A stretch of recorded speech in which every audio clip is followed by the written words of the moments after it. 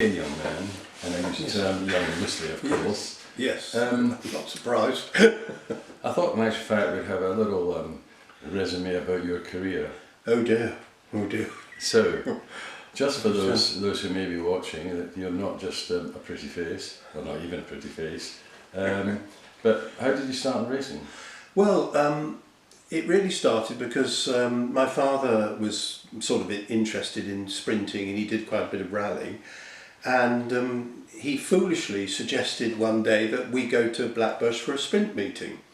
So in his road going Volvo, in those days, you know, you just put tape across the lights, put your helmet on and off you went. What age were you? I was 17. It was actually, I think, about 4 weeks after my 17th birthday, because I passed my driving test 2 weeks after my 17th birthday, first time.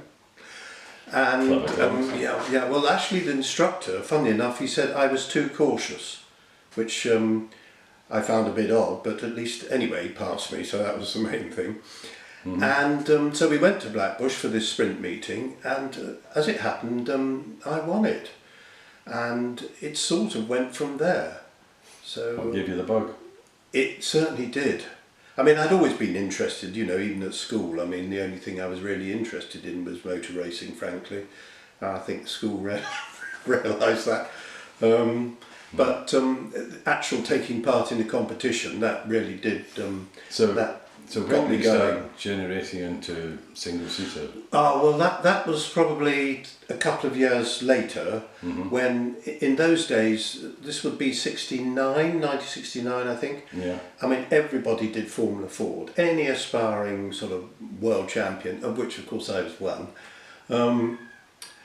So I bought, with the help of a sponsor, a Formula Ford Alexis.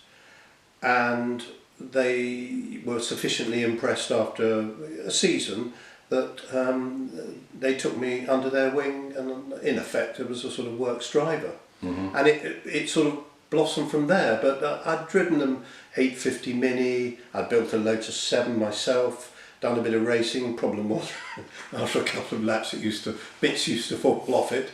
And actually one anecdote about that particular car, I was testing at Silverstone. I think it was a test, not a race, and I was going through maggots and the blinking thing caught fire. And in those days, you know, you didn't wear seat belts. Yeah. So I literally put it on the grass and jumped out. The car was okay, actually, it wasn't too bad, it was just the fuel pipe had come loose. But it shows you how things have changed. You know, I had some flameproof overalls, but goodness knows what, I don't think they would have done very much. But you were quite successful in that? I was reasonably successful, and what I found actually also, because I was very amateurish and probably should have gone to a racing school, would have it certainly quickened things up. Yeah. I made a lot of silly mistakes because I did a lot myself. Yeah, yeah. But, you know, that actually comes back to help you later in years when you know a bit about what the hell's going on with the car. So that's really when I. So when did you get into sort of, shall we say, the serious racing? That would have been late 70, and then it went from there really, 71, 72, 73, 74. And that was when you were really racing, what, Formula 2, Formula 5000? Yes, yeah. And also I did some GT racing in a Chevron for the Autosport GT Trophy. I did some saloon car racing. I actually forget what car. Was that the Chevron you got out in the garage? No. This was a sports racing Chevron, what they call a B23, I think it was, 2 litre FVC, and it was sports racing cars. Right. That was a championship, okay. Yeah. which I did okay in. And but mainly I preferred the single seaters, funnily, really. Yeah. So, yeah. And then I got married in 1974, and I was racing a Surtees TS8 Formula 5000, and Where? well, this was at Silverstone actually. Yeah. This was a thing called the J Brand Formula League Trophy, which was a race series purely based at Silverstone, and I think there were about six rounds, I think.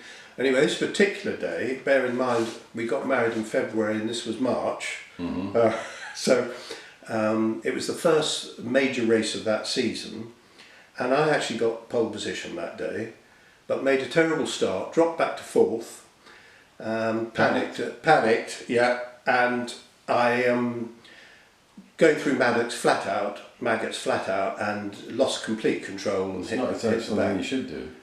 It definitely wasn't, and I can tell you the sponsor was not amused.